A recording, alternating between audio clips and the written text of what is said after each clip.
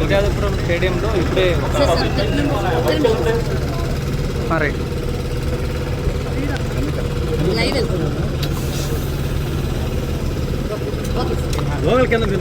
విజయపురం స్టేడియంలో handicraft exhibition permission జనవరి end దాకా ఇవ్వడం జరిగింది. బట్ ఇప్పుడు ఒక హాఫ్ అన్ అవర్ ముందు ఒక మైనర్ ఫైర్ యాక్సిడెంట్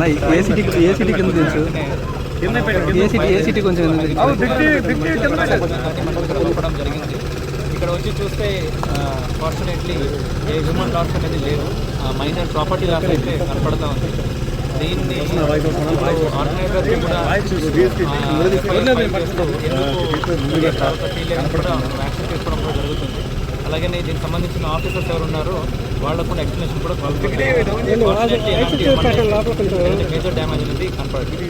సార్, ఈ ఎగ్జిబిషన్ కి సంబంధించి బర్డ్స్ అనేవి కూడా అంటే జంతువులు కూడా ఇక్కడ మనకి ఇక్కడ పెట్టారు. సో ఈ ఫైర్ యాక్సిడెంట్స్ కి సంబంధించి ఏమైనా జంతువులు ఏమైనా గాయాలు జరిగాయా, వాటిని ఎక్కడైనా ప్రొటెక్ట్ చేశారు? ప్రస్తుతానికి అయితే అలాంటిది ఏమి దృష్టికి రాలేదు. ఆడియో గారు కూడా ఉన్నారు, పోలీస్ కూడా ఉంది, మన అనిమల్ వింగ్ కూడా ఇక్కడ ఉన్నారు. అలాంటిది ఏమైనా వస్తే వాళ్ళకి ప్రొటెక్షన్ చేయడం జరుగుతుంది.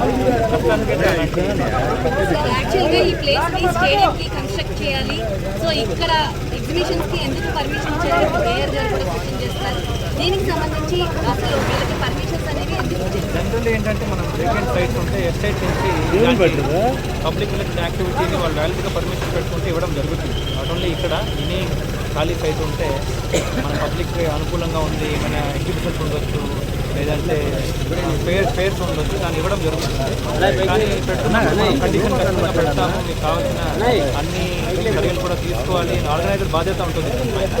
సో ఇప్పుడు ఇలా జరిగింది కాబట్టి ఆర్గనైజర్స్ కూడా యాక్టివిటీ వాళ్ళు కూడా ఎఫ్ఐఆర్ కూడా పెట్టారు.